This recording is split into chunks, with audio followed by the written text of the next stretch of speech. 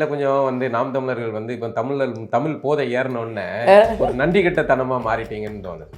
இல்லை வந்து இல்லை சிரிக்காதீங்க நீங்கள்.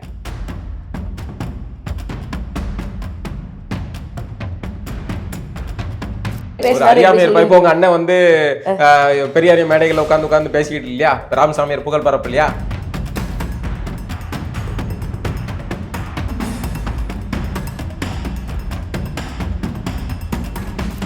தெலுங்கர்னு சொன்னதே அநாகரிகம்னா 100 ஆண்டுகளுக்கு மேலாக தமிழர்களை தெலுங்கர்கள் தான் ஆண்டுகிட்டு இருக்கீங்க. அது எங்களுக்கு பெரிய அநாகரிகம் இல்லையா? தமிழர்கள் எங்களை தமிழர்கள் சொல்லாமல் திராவிடர்கள் சொல்லி வந்து அவமானப்படுத்துறீங்க. அது அநாகரிகமா இல்லையா எங்களுக்கு? எம்பிபிஎஸ் டிஜிஓ படிச்சிருக்காரு, மகப்பேறு ஸ்பெஷலிஸ்ட் அவரு. பாரதிய ஜனதாவோ ஆர்எஸ்எஸ் இடுப்பு வழியில் ஐயோ அம்மாட துடிக்கும் போது இவங்க தான் வந்து பிள்ளைய பெற்று போட்டாப்ல. என்னடா இது? அது என்ன ஆதி தமிழர் மற்றவெல்லாம் பாதி தமிழரா?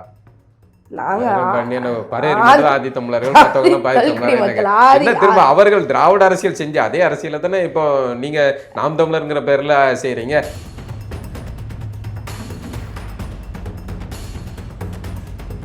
அண்ணன் ஓவியர் பாலா அவர்கள் நடத்துகின்ற லைன்ஸ் மீடியா வலையொலிக்கு அன்பார்ந்த தாய் தமிழ் சொந்தங்கள் அனைவரும் லைக் பண்ணி ஷேர் பண்ணி சப்ஸ்கிரைப் செய்ய வேண்டும். வரக்கூடிய அத்தனை உரையாடல்களையும் பார்த்து அதை பகிர வேண்டும்.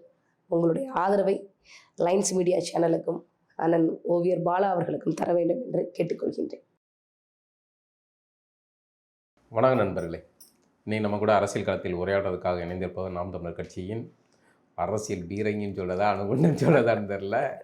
அது அந்த வார்த்தையை விட இப்போ வந்து முன்னணியில் இருக்கிற ஒரு பெரும் கடப்பாறையாக வந்திருக்கிற சகோதரி கார்த்திகா அவர்களை வரவேற்போம். தமிழ் கடப்பாறை. வணக்கம், நலமா இருக்கீங்களா? நல்லா இருக்கேன். நல்லா இருக்கீங்களா? நல்லா இருக்கிறேன். எனக்கு அதான் நம்ம இது சொல்ல இப்போ உரையாடல் போகிறதுக்கு முன்னாடி இப்போ எனக்கு எல்லாம் உங்களை பார்த்தா பயமாக வேற இருக்கு. எதுக்கு நீங்கள்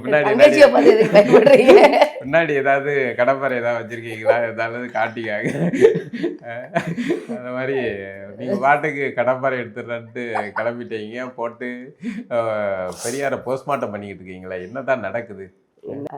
நாங்கள் மக்களுக்கு வந்து உண்மையை சொல்லணும் அப்படின்னு நாங்கள் விருப்பப்படுறோம். வெள்ளைக்கார இந்த மண்ணை விட்டு போகிறான்னு தெரிஞ்சதுக்கப்புறம் இந்த சூழ்நிலை வரும்போது வந்து வெள்ளைக்காரங்கிட்டிருந்து நாட்டை யார் ஆள்வது அப்படின்னு வடக்க ஒரு போராட்டம் நடக்குது. அங்கே பிராமணர்கள் வந்து முன்னணியில் நிற்கிறாங்க, இந்திய பேராய கட்சி. அப்போ தென்னிந்தியாவுக்கு வந்து அந்த அதிகாரத்தை யார் பெறுவது அப்படின்னா, நீங்கள் இந்த வரலாற்றில் வந்து ஒரு நம்ம கொஞ்சம் முன்னாடி போக வேண்டிய தேவை இருக்குது. கிபி 1330களில் துங்கபத்ர நதிக்கரையில் ஹரிஹர புக்கா அப்படிங்கிற 2 சகோதரர்களால் உருவாக்கப்பட்டதான் விஜயநகர டைனஸ்டி வம்சாவளி.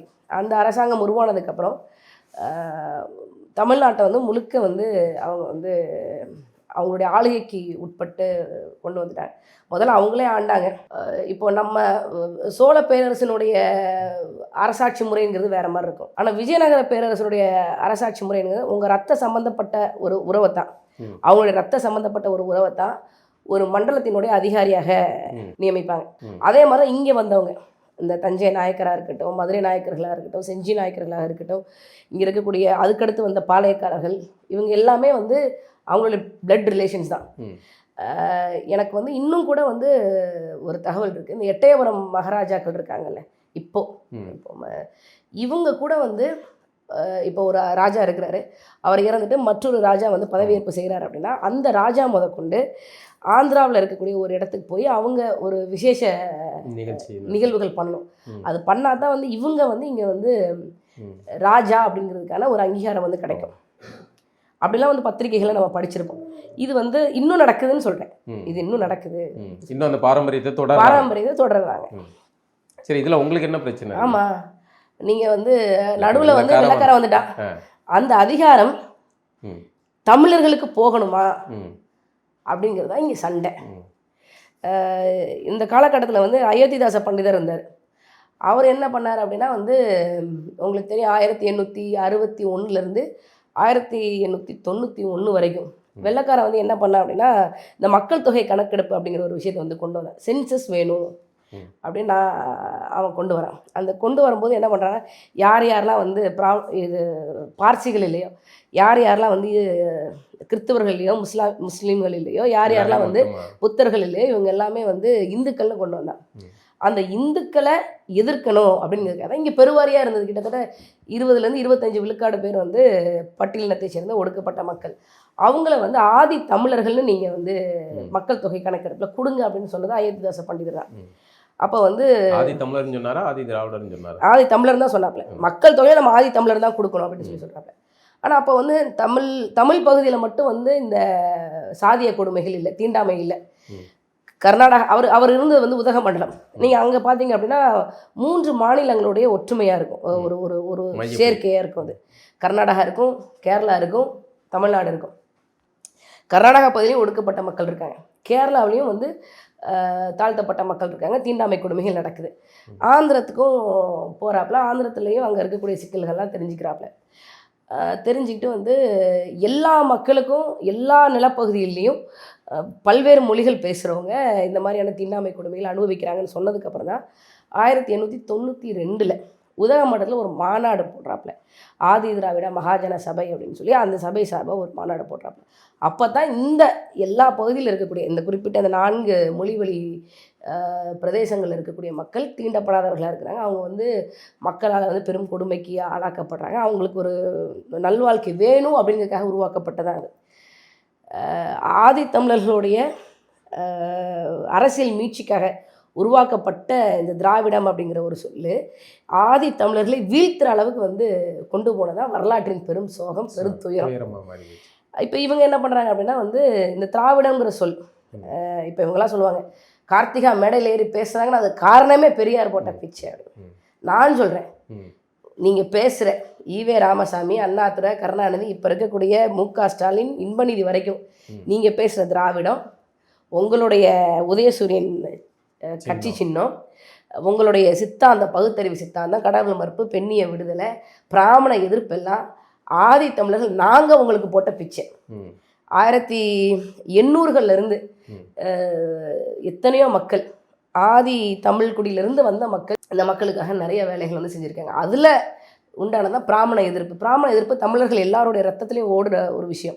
என்னை நீ அடக்கணும் அப்படின்னா நான் அவனை திருப்பி அடிப்பேன் அப்படிங்கிறது தமிழர்களுடைய மரபு. அது அப்போ கொண்டு வந்தது தான் வந்து இந்த பிராமண எதிர்ப்பு. அப்புறம் வந்து ஆதி தமிழர்கள் அவர் ஆதி திராவிடர் அப்படிங்கிற ஒரு கருத்து உருவாக்கம் கொண்டு வந்தார். ஆமாம், அதுக்கு அந்த கருத்துருவாக்கத்தை வந்து இன்னைக்கு நீங்கள் தூக்கி போட்டு மிதிக்கீங்களே. ஆமாம், அந்த திராவிடங்கிறது வேற மாதிரி போயிடுச்சுல. இப்போ அப்போ அந்த திராவிடங்கிற சொல்ல மட்டும் எடுத்துக்கிறாங்க. எடுத்துகிட்டு என்ன பண்ணுறாங்க அப்படின்னா பிராமணர் அல்லாதவர் சங்கம் அப்படின்னு சொல்லி ஒன்று ஆரம்பிச்சாங்க. அந்த பிராமணர் அல்லாதவர் சங்கத்துக்கு வந்து ஒரு இது அல்லாதன்னு ஒன்று வருது, பேர்ல நெகட்டிவ் வருது, அல்லா வருது. இல்ல பேர்ல ஒரு நெகட்டிவ் அப்படின்னு வருதா? ஏன்னா ஏன் இதை கேட்டேன்னா இவருக்கு வந்து இஸ்லாமியர்களையும் பிடிக்கல, இஸ்லாமியர்கள் துரோகிகள் அவர்களுக்கு. அப்போ ஒரு இயக்கத்தினோட பேரே வந்து நெகட்டிவ்ல வருது. அதனால வந்து இதுக்கு வந்து ஒரு பொது சொல்லு வேணும் அப்படின்னு, வேற ஒரு சொல்லு வேணும் அப்படின்னு சொல்லி தேடும் போதுதான் அப்போ பல்வேறு பத்திரிகைகள் நடத்திட்டு வராங்க ஆதி தமிழ் குடி மக்கள். அவங்க பேசின கருத்துக்களை வந்து அப்படியே எடுக்கிறாங்க. அப்போ வந்து தான் வந்து திராவிடம் அப்படிங்கிற ஒரு சொல்லு. அது வரைக்கும் வந்து உங்களுக்கு பார்த்தீங்க அப்படின்னா சவுத் இந்தியன் லிபரேஷன் ஃப்ரண்ட்டு, நான் பிராமின் மூமெண்ட்டு, இந்த மாதிரியான விஷயங்கள்லாம் வந்துகிட்டே இருந்தது. ஆமாம், நீதி கட்சின்னு கூட இவங்க நடத்தின ஆங்கில பத்திரிகைக்கு பேர் ஜஸ்டிஸ். அந்த ஜஸ்டிஸோட தமிழாக்கம் தான் நீதி. ஆனால் இவங்க நடத்துனது வந்து இதுதான், அந்த non Brahmin movement, South Indian liberation ஃப்ரண்ட்டில் தான் போனது. ஸோ அப்போ அந்த இதெல்லாம் எடுக்கிறாங்க. பிராமணர் அல்லாதவருக்கு ஆட்சி அதிகாரம் வேணும், வேலை வாய்ப்புகள் இடஒதுக்கீடு வேணும் அப்படின்லாம் வந்து பேசினாங்க. இப்போது நீங்கள் இந்த வரலாற்றின் பக்கத்துலேருந்து நம்ம பார்க்குறோம் அப்படின்னா பிராமணர் அல்லாதவருக்கு ஆட்சி அதிகாரம் வேணும், வேலை வாய்ப்புகளை பங்கு வேணும், கல்வி சலுகைகள் வேணும்னு கேட்டு தமிழர் அல்லாதவர்கள்கிட்ட ஆட்சி அதிகாரம் போயிடுச்சு தமிழ்நாட்டில். இதை வந்து அவங்க செஞ்சாங்க, திட்டமிட்டு செஞ்சாங்க. இதை நம்ம பார்க்குறோம். அதுக்கும் இப்போ நீங்கள் வந்து பாரதி பார்ப்பன பிராமண கடப்பாறை அப்படின்லாம் எடுக்கிறதுக்கு என்ன? பாரதி வந்து சாதி ஒழிப்பை பேசுகிறானே, சாதி ஒழிப்பை பேசுகிறாரு. சரி, பெரியார் பேசலையா? பெரியார் வந்து என்ன எதை பேசியிருக்காரு, என்ன சாதி ஒழிக்கணும்னு பேசியிருக்காரு? இன்னைக்கு கார்த்திகா அவரே ராமசாமி நாயக்கர் தானே. நீங்க அடிப்படையில் கொஞ்சம் வந்து நாம் தமிழர்கள் வந்து இப்போ தமிழ் போதை ஏறினோடனே ஒரு நன்றி கெட்டத்தனமா மாறிட்டீங்கன்னு தோணுது. வந்து இல்லை சிரிக்காதீங்க நீங்கள். அதாவது பெரியார் வந்து படிப்படியாக இந்த சமூகத்துக்கு வந்து அடிமைப்பட்டு கிடந்த இந்த சமூகத்தை எல்லாம் மேலே கை தூக்கி விட்டு அவர் வாழ்நாளே வந்து கடைசியில் மூத்திர சட்டியை சுமந்து பயணம் செஞ்ச ஒரு பெரியாரை நீங்கள் வந்து இன்னைக்கு சாதாரணமாக வந்து இருக்கீங்க, இன்னைக்கு வந்து உயரத்தில் அடைஞ்சிட்டீங்க அப்படிங்கிற திமிரில் பேசுறீங்க. நான் ஒரே ஒரே ஒரு கேள்வி மட்டும் கேட்குறேன். 1927ஆம் ஆண்டு அம்பேத்கர் அவருடைய மகாராஷ்டிரா மாநிலத்தில் என்ன பண்ணுறாரு அப்படின்னா வந்து மகத் சத்தியாகிரகா அப்படின்னு ஒன்று பண்ணுறாப்புல. ஊரில் இருக்கக்கூடிய பொதுக்குளத்தில் எல்லாரும் தீண்டப்படாத மக்களுக்கும் குடிக்கிறதுக்கு தண்ணி வேணும், ஆடு மாடுகள் குடிக்கிறதுக்கு அங்கே அனுமதி இருக்குது, மனுஷன் குடிக்கிறதுக்கு தண்ணி இல்லையா அப்படின்னு சொல்லி போராட்டம் பண்ணார். அதே 1927ஆம் ஆண்டு என்னுடைய சாதி இழிவுக்கு காரணம் இந்த மனு சாஸ்திரம் தான் அப்படின்னு சொல்லி இந்த மனு சாஸ்திரம் தூக்கி போட்டு எரிச்சார். அந்த மாதிரி ஒரு புரட்சிகரமான ஒரு போராட்டத்தையோ இல்லை புரட்சிகரமான ஒரு பேச்சையோ நீங்கள் சொல்கிற ஈவே ராமசாமி செஞ்சுருக்கிறாரான்னு ஒரு வரலாற்றில் ஒன்று காட்டுங்க. 90 வைக்கத்துக்கு போனோம் எல்லாம் பண்ணி. ஆனால் வைக்கத்துக்கு போனதுக்கான ஒரே காரணம் அன்னைக்கு இந்த சென்னை மாகாண மதராஸ் மாகாண காங்கிரஸ் கமிட்டியின் தலைவராக ஐயா ராமசாமி இருந்தார். அந்த மதராஸ் மாகாண காங்கிரஸ் கட்சி தலைவராக ஒரு ஈரவங்காயம் இருந்தாலும் வைக்கம் போடுறது போய் தான் ஆகணும். ஏன்னா காந்திஜியோட உத்தரவு. நீங்கள் அப்படி சொல்கிறீங்களா? வைக்கம் போராட்டத்துக்கு அவர் மட்டும் போனாரா? அவர் கூட சிறையில் இருந்தது கிருஷ்ணசாமி ஐயர்னு ஒருத்தர். அப்போ ஐயரும் வந்து வைக்கம் போராட்டத்துக்காக போராடினாரு. வைக்கம் வீரர்னு சொல்லலாமா அவரை? இந்த வைக்கம் போராட்டம் நல்லபடியாக நடக்கணும் அப்படின்னு சொல்லி காசு வாங்கி வசூல் கொடுத்து இவங்களுக்கு அனுப்பிச்சது ராஜகோபாலாச்சாரின்ற ஒரு ஐயங்கார், சீனிவாச ஐயங்கார்னு ஒருத்தர். இவங்க 2 பேரும் வந்து வைக்கம் போராட்ட வீரர்கள்னு சொல்லிட்டு ஒத்துக்குவீங்களா? வரலாற்றில் வந்து சில பகுதிகளுக்கு மட்டும் வெளிச்சம் பாச்சு, அதுதான் வரலாறுன்னு சொல்லக்கூடாது. வரலாற்றில் என்ன நடந்ததுங்கிற ஒரு ஒரு ஓவரால் வியூ இருக்கணும்ல, ஒரு முழுமையான பார்வை இருக்கணும்ல. அந்த பார்வையை நம்ம மக்களுக்கு சொல்கிறோம். இல்லை அவர் முழுக்க வந்து எல்லாத்தையும் வரலாற்றையும் நான் எந்த பக்கத்துல இருந்து பார்த்தாலும்னே 27 அம்பேத்கர் இப்படி பண்ணியிருக்காரா? 1928 25 சுயமரியாதை இயக்கம் நடத்துகிறாங்க, ஆரம்பிக்கப்படுது. சுயமரியாதை திருமணங்கள் வந்து பண்ணணும் அப்படின்னு சொல்லி சொல்கிறாங்க. அப்போ அந்த சுயமரியாதை திருமணத்தில் முதல் திருமணம் நடக்குது எங்கே? அப்போதைய ஒருங்கிணைந்த ராமநாதபுரம் மாவட்டம், இப்போ இருக்கக்கூடிய அருப்புக்கோட்டை சுக்லநத்தம் கிராமத்தில் சுயமரியாதை திருமணம், முதல் திருமணம். சுப்பாரெட்டி அவருடைய மகனுக்கு கல்யாணம். யார்? சுயமரியாதை இயக்கத்தினுடைய தலைவர் ஈவே ராமசாமி, சுயமரியாதை இயக்கத்தினுடைய பொதுச் செயலாளர் யார்? கியாபே விஸ்வநாதம் ஐயா. இவங்க 2 பேரும் போய் கல்யாணத்தை பண்ணி வைக்கிறாங்க. கியாபே வந்து கேட்குறாரு, என்னையா கல்யாணம்னு சொன்ன மணமகனுக்கு 2 பக்கம் வந்து பெண் இருக்கே அப்படின்னு சொல்லி கேட்குறாப்புல. சுப்பாரெட்டி உனக்கு அங்கேருந்து இங்கே ட்ரெயின் டிக்கெட் போட்டு கொடுத்துருக்கான், தங்குறதுக்கு இடம் சாப்பாடெல்லாம் போட்டு கொடுக்குறான். அவன் பையன் ஒரு கல்யாணம் பண்ண இல்லையா, 2 பொண்ணை கல்யாணம் பண்ண இல்லையா, பண்ணி வையா அப்படின்னு சொல்லி அவ்வளோ அதட்டி மிரட்டி ஐயா வந்து அதை இது பண்ண சொன்னாங்க. அது மட்டும் இல்லை, அன்னைக்கே இதே மாதிரி இன்னொரு கல்யாணம் நடக்குது. சரிங்க, ஒரு மனிதர் வந்து ஒரு காலகட்டத்துல நமக்கு ஒரு நீங்க வந்து ஒரு பையனுக்கு 2 பொண்ணை கல்யாணம் பண்ணிட்டு அவர் பெண் விடுதலை பேசுறாரு. இப்போ உங்க அண்ணன் வந்து பெரியாரிய மேடைகள் உட்காந்து பேசிக்கிட்டு இல்லையா, ராமசாமியார் புகழ் பரப்பு இல்லையா, பரப்பினார்ல, இன்னைக்கு மாறலாருல்ல. அதே மாதிரி ஒரு மனிதனுக்கு வந்து அன்றைக்கு இப்ப ஈவே ராமசாமி நாயக்கரா இருந்தப்போ அவர்கிட்ட இந்த அடிப்படைவாத சிந்தனைகளோ அல்லது இந்த மனநிலை இருந்தது. பின்னாடி படிப்படியா அவர் வந்து மாறுறாருல. நீங்க வந்து பின்னாடி வந்த காலத்தெல்லாம் மறந்துட்டு பழசு அவர் சொன்னதையே வந்து பேசிட்டு இருக்கீங்களா? ரொம்ப சரி, நீங்க சொல்றதெல்லாம் சரி. 1928 ஒரு பையனுக்கு 2 கல்யாணம் பண்ணி வச்சாரு, 2 பொண்ணை கல்யாணம் பண்ணி வச்சாரு. அதுக்கப்புறம் நீங்கள் சொல்கிற மாதிரி பரிணாம வளர்ச்சி அடைஞ்சி ஒரு புதிய உச்சத்துக்கு போயிட்டார். 1949 அவரே 72 வயசு ஆள், 72 வயசு உள்ள மனுஷன் 20-25 வயசு இருக்கக்கூடிய பெண்ணை கல்யாணம் பண்ணிட்டார். பரிணாம வளர்ச்சி அடைஞ்சிட்டாருனே. சரி, அந்த பொண்ணுக்கு பிடிச்சிருக்கு, அவருக்கு பிடிச்சிருக்கு, கல்யாணம் பண்ணிட்டாங்க. இதுல உங்களுக்கு என்ன பிரச்சனை? இது ஒரு குற்றச்சாட்டாங்க. அண்ணாத்துல என்ன சொல்றாப்ல, எதுக்கு அவர் கல்யாணம் பண்ணாரு? ரெண்டு பேருடைய தனிப்பட்ட விருப்பம்ங்க. அது அவங்க அதை வந்து அன்னைக்கு அண்ணாதுரை கருணாநிதி பேசினாங்கிறது அன்றைய தேவை இருந்தது, பேசினாங்க. நீங்க இன்னைக்கு பேச வேண்டிய தேவை என்ன இருக்கு? அன்னைக்கு அவர் உயிரோட காப்பாத்துறதுக்கு நீங்க சொல்லுங்களேன். தன்னுடைய சொத்துக்களை காப்பாற்றுவதற்கு 72 வயதுல ஒரு மனிதன் ஒரு சின்ன பிள்ளைய வந்து கல்யாணம் பண்றான் அப்படின்னா அவரை எப்படிங்க நீங்க தலைவரா சொல்ல முடியும்? மனுஷனா எப்படி சொல்ல முடியும்? நம்ம எப்படி உங்களுக்கு சத்து வந்துச்சு? ஈரோட்டில் வெங்காய மண்டி வச்சிருந்தீங்க, சரிதான். வெங்காய மண்டி வச்சிருக்கிற உங்களுக்கு எப்படி பல கோடியில் சொத்து வந்துச்சுன்னு ஒரு கேள்வி இருக்குல்ல. ஆனால் ஏர்போர்ட் மூர்த்தி அவர்கள் கூட சொன்னாங்க 125 கோடி ரூபாய் சொத்து வச்சிருந்தாப்ல பெரியார் வந்து இறக்கும் போது அப்படின்னு சொல்றாப்ல. 125 கோடி ரூபாய் சொத்து உங்களுக்கு எப்படி வந்துச்சு? இப்போ ஒரு மேடையில் போய் பேசுறாரு, மேடையில் அவர் பேசிட்டு இருக்கும்போது தெராசு வைப்பாங்க, தெராசு வச்சிருப்பாங்க. இவர் பேசி முடிச்ச உடனே தெராசோட ஒரு தட்டில் இவர் போய் உட்காந்துக்குவாரு, மற்றொரு தட்டில் என்ன வச்சிருப்பாங்க? ஆடு மாடு கொடுப்பாங்க, மக்கள் தானியம் கொடுத்தாங்க, அரிசி கொடுத்தாங்க. நீங்க சொன்னா நம்ப மாட்டீங்க, வீரமணிக்கெல்லாம் இடைக்கு இடம் தங்கம் கொடுத்துருக்காங்க. இப்படி வந்து மக்கள் கிட்ட இருந்து கூட பாத்துருக்கேன் நினைக்கிறேன். வந்து இந்த ஷாரட் வண்டியில உட்கார வச்சு கூட்டு போனது மன்னர் பரம்பரை இப்படிலாம் பண்ணிருக்கிறாங்களே. இப்படிலாம் பண்றாங்க. மக்கள் கிட்ட இருந்து வந்த பணனை நீங்க தமிழர் தந்தைன்னு சொல்றீங்கல்ல, தந்தை இறந்துட்டாரு, அப்ப சொத்து தமிழர்களுக்கு தானே வரணும். திராவிட கழக அறக்கட்டளையினுடைய சொத்துக்கள் அரசுடைமை ஆக்கப்படும் சொல்லுங்க, நாங்க பெரியாரை பத்தி பேசுறதை நிப்பாட்டிடுவாங்க. பண்ண முடியாதுண்ணே, பண்ண முடியாது. மாத்த மாட்டோம். என்னது அன்னைக்கு இருக்கு, புத்தகம் மட்டும் அரசுடைமை ஆக்கப்படட்டும் அன்னைக்கு இருக்கு. என்னென்ன எழுதி வச்சிருக்காங்க நீங்க மனமோட போக்குல. மனம் இப்போ நம்மளுடைய யூடியூப் கமெண்ட் செக்ஷனில் என்னுடைய ஃபேஸ்புக் பதிவாக இருக்கட்டும், ட்விட்டர் பதிவாக இருக்கட்டும், என்ன பதிவு போட்டாலும் வந்து செட் ப்ராப்பர்ட்டி மாதிரி ஒரு சில பேர் வந்து பேசிக்கிட்டே இருப்பாங்க. அந்த மாதிரி பத்திரிகை எழுதி வச்சிருக்காரு, விடுதலையில் குடியரசில் எழுதி வச்சிருக்கிறாப்புல, குண்டக்க மடக்கு எழுதி வச்சிருக்காப்புல. 85 பிறந்தநாள் செய்தி வருது.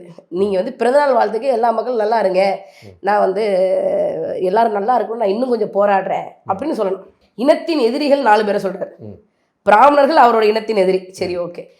நம்மிலும் கீழான மக்கள் யாரு? அம்பேத்கர் சொல்றாரு, என்னை விட உயர்ந்தவனும் இல்லை, என்னை விட தாழ்ந்தவனும் இல்லை, நான் யாருக்கும் அடிமை இல்லை, எனக்கும் யாரும் அடிமை இல்லைன்னு சொல்றாரு. அந்த ஆளு படிச்சிருக்காரு சொல்லிட்டாரு. அப்ப இவர் படிக்காதுங்கிறீங்களா? இல்ல, என்னிலும் கீழான மக்கள் சொல்றீங்க, கிறிஸ்துவர்கள் உங்களுக்கு எதிரிகள் சொல்றீங்க, இஸ்லாமியர்கள் உங்களுக்கு எதிரிகள் சொல்றீங்க. இப்ப கிறிஸ்துவர்கள் உங்களுக்கு எதிரி நீங்க சொல்றீங்கல்ல, வேளாங்கண்ணி மாதா கோயில் இருக்குண்ணே, மாதா கோயிலுக்கு நேராக பார்த்தீங்க அப்படின்னா வந்து திராவிடர் உணவகம்னு இருக்கும், அது பக்கத்தில் பெரியார் நூலகம் இருக்கும். அந்த கிறிஸ்தவ நபர் இருக்கார்ல, அவர் இவங்களுக்கு கொடுத்த நூலகம்னே, நிலம்னே, வேண்டான்னு சொல்லுங்க, உங்களுடைய எதிரி தானே, இனத்தின் எதிரி தானே, இனத்தின் எதிரி கிறிஸ்தவர்கள் கொடுத்த வேளாங்கண்ணி இடம் எங்களுக்கு வேண்டாம் அப்படின்னு சொல்ல வேண்டியதானே. காசுனா போதும், எவன் கொடுத்தாலும் பத்திரம் போட்டு பதிவு பண்ணிக்க வேண்டியது. இஸ்லாமியர்களுக்கு இன்னும் எத்தனை துரோகங்கள் பண்ணி வச்சிருக்காங்க, இந்த மாதிரி வந்து நிலத்தை பட்டா போட்டு வச்சிருக்காங்கன்னு நமக்கு தெரியல. இந்த மாதிரி வந்து இருக்குல்ல. சரிப்பா, அந்த காலத்துல இருந்தது. இன்னைக்கு நீங்க வந்து பாரதியை கொண்டாடணும்னா பாரதியை கொண்டாடிட்டு போங்க, அதுக்கு வந்து பெரியாரை டேமேஜ் பண்ண வேண்டிய தேவை, அதில் தான் வந்து உங்களை சந்தேகப்பட வேண்டியிருக்கு. நான் திருமாவளவன் அவர்கள் கூட வந்து உங்களை ஆர்எஸ்எஸ் பெற்ற குழந்தைன்ட்டாரு. ஆமாம், அவர் எம்பிபிஎஸ் டிஜிஓ படிச்சிருக்காரு, மகப்பேறு ஸ்பெஷலிஸ்ட். அவர் பாரதிய ஜனதாவோ ஆர்எஸ்எஸ் இடுப்பு வழியில் ஐயோ அம்மாட்ட துடிக்கும் போது இவர் தான் வந்து பிள்ளைய பெற்று போட்டாப்ல. என்னடா இது, அவருக்கு தெரியாது, அவர் மனசாட்சிக்கு தெரியும்.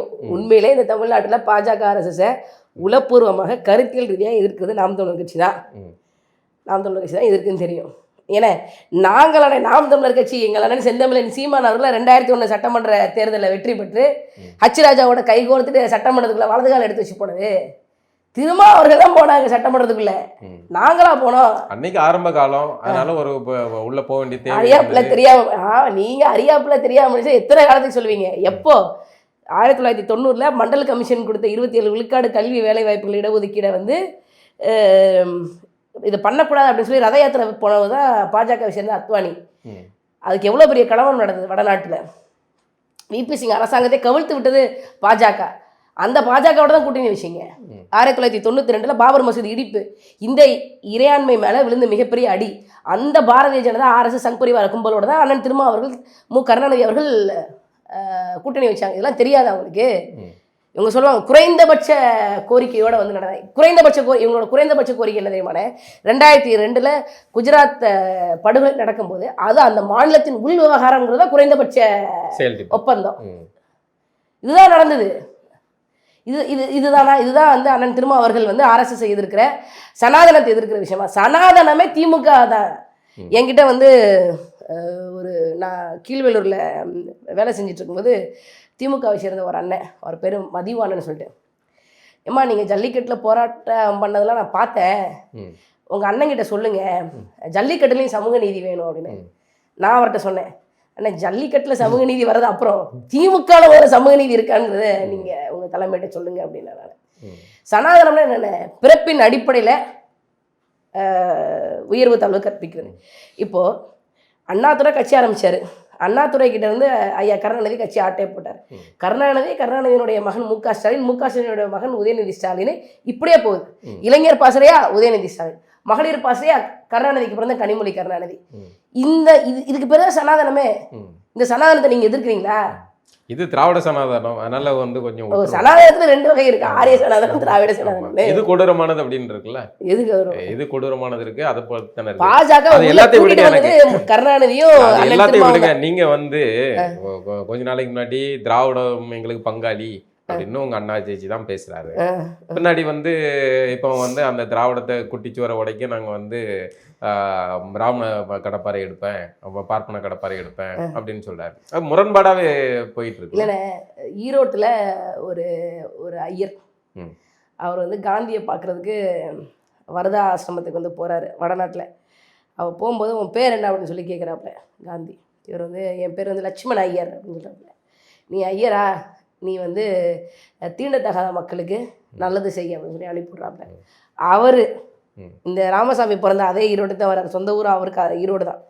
அந்த ஈரோட்டில் தன்னுடைய சொத்தை விற்று தாழ்த்தப்பட்ட மக்களுக்கு, ஒடுக்கப்பட்ட மக்களுக்கு கல்வி கட்டி கொடுத்து, கல்விக்கூடங்கள் பள்ளிக்கூடங்கள் கட்டி கொடுத்து, விடுதி கட்டி கொடுத்து, சாப்பாடு போட்டு அந்த மக்களுடைய நல்வாழ்க்கைக்காக செஞ்சுருக்கிறார். அப்போ அந்த லட்சுமண ஐயரை நீங்கள் கொண்டாட மாட்டீங்களா? கொண்டாட மாட்டீங்களா? ஏழை என்றும் அடிமை என்றும் இந்தியாவில் இல்லை, சாதியில் தாழ்ந்தவன் எவனுமே இல்லை அப்படின்னு சொல்லி சொல்கிறாப்புல பாரதி. ஆனால் பாரதி ஒரு ஒரு ஏழை பிராமணன், அவர் கனகலிங்கம் என்கின்ற ஒரு பறையருக்கு பூணூல் போட்டுவிடும். இன்னைக்கு முதல்ல நீ பறையம் கிடையாது, நீ வந்து பாப்பா அப்படின்னு சொல்கிறாப்புல. சாதி ஒழிப்பு அதுதான். இப்போ நமக்கு என்ன கேள்வினா, நம்ம பாரதிய பாப்பானுக்கு மூப்பான்னு பறையம் தானே? ஆமாம் இருக்கு. அந்த காலகட்டத்தில் நிலவிய சூழல் கனகலிங்கம் என்கின்ற ஒரு பறையனுக்கு பூணூல் போட்டுவிட்டு பார்ப்பானா மாத்துறாப்புல.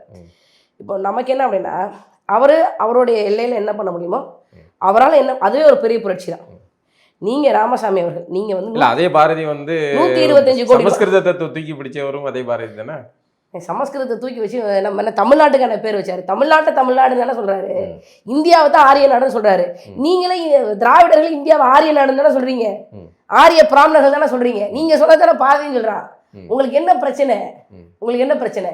இப்ப இப்ப பாரதி வந்து பண்ணிட்டாரா, கனகலிங்கத்தை பூணூல் போட்டு விட்டாரா? இப்ப இவரு 125 கோடி ரூபா சொத்து இருந்தது, ஒரு 5 கோடி அதெல்லாம் வேண்டாம், ஒரு 1 கோடி நான் வந்து இந்த மாதிரி வந்து பிற்படுத்தப்பட்ட மக்களுக்கு, மிகவும் பிற்படுத்தப்பட்ட மக்களுக்கு, தாழ்த்தப்பட்ட மக்களுக்கு நான் வந்து கல்வி சாலைகள் கட்டி கொடுக்குறேன், இலவசமாக வந்து படிங்க அப்படின்னு ஒன்று ஐயா ராமசாமி ஏதாவது ஒன்று செஞ்சுருக்கிறாரா? சொத்துல குறைஞ்சி போகுங்களா? 1 லட்சம் கோடி சொத்தா இப்போ, எல்லாமே கல்வி நிறுவனங்கள் தான். காசு இப்போ கவர்மெண்ட் இன்ஜினியரிங் கல்லூரிகளில் ஒரு படிப்பு 10,000 ரூபாய்க்கு கிடைக்குதுன்னா, ராமசாமி அவர்கள் எல்லாத்தையும் படிக்க வச்சார்ல, அதே படிப்பு 1 லட்ச ரூபாய்க்கு, 10,000 ரூபாய் எங்கே இருக்குது, 1 லட்ச ரூபாய்க்கு படிப்பு எங்கே இருக்குது? அந்த கிட்டத்தட்ட 40க்கும் மேற்பட்ட கல்வி நிறுவனங்கள் வந்து திராவிடர் கழக அறக்கட்டளை வந்து நடத்துது. எல்லாத்துலேயும் தமிழர் அல்லாதவர் தான் முக்கிய பொறுப்புகளில் இருக்குது. தமிழர்கள் எத்தனை பேர் வேலை செய்கிறாங்கன்னு சொல்லுங்க, சொல்ல முடியாதுல்ல. கல்வி கட்டண கொள்ளைன்னு, கல்வி கட்டணம் கொள்ளை அடிக்கிறார். நீங்கள் வந்து தமிழர்களை படிக்க வச்சோன்னு சொல்கிறத நாங்கள் எப்படி நம்புறது, எப்படி ஏற்கிறது? உங்கள் மனசாட்சிக்கு தெரிய வேண்டாமா அது? இல்லை, இப்போ இது நாள் வரைக்கும் அவன் இந்த திராவிட அரசியல், திராவிட கருத்துருவாக்க அரசியல் தான் அதிகாரத்தில் இருந்திருக்கு. அப்போ அதன் மூலமாக உருவாக்கப்பட்ட கல்வி நிறுவனங்கள் இதெல்லாம் பயன்படுத்தி தானே கார்த்திகா மாதிரியான ஆள்கள் பேசிட்டு இப்போ இன்னைக்கு இவ்வளோ வாய்ச்சாவடால் பேசுகிறீங்க. நான் பெரியாரோடைய கல்வி கட்டையில் நான் எங்கே படித்தேன்? நான் படித்தது தமிழர் கட்டிய கல்லூரி தான், நாடார் உறவின் முறை சங்கம், கோவில்பட்டி நாடார் உறவின் முறை சங்கத்துக்கு உட்பட்ட Kamaraj matriculation higher secondary school கோவில்பட்டியில் தான் நான் படித்தேன். ஆனால் அது ஒரு திட்டங்களை அரசு தானே முன்னெடுக்குது, அந்த வாய்ப்புகளை உருவாக்குது, இவ்வளோ விஷயங்களை செய்கிறாங்க. கருணாநிதி தான் வந்து 30,000 கோடி ரூபா தமிழர்களை மிளகா அரைச்சி சேர்த்து வச்சு சொத்து இருக்குல்லண்ணே, அதில் மக்களுக்கு எதுவும் செய்யலை. தமிழர்கள் நாங்கள் உண்மையாக நேர்மையாக உழைக்கிறோம், அந்த உழைப்பின் வரியை வந்து நான் அரசாங்க கஜானா கொடுக்குறேன், அந்த அரசாங்கத்தின் கஜானா மூலமாக எனக்கு வருது. நீங்கள் நம்ம கருணாநிதி தன்னுடைய சொந்த சொத்தை எழுதி கொடுத்த மாதிரி வந்து பேசுகிறீங்க. நம்ம மக்கள் நாம வரி கட்டுறோம், அந்த வரியின் மூலமாக தான் செய்கிறாங்க.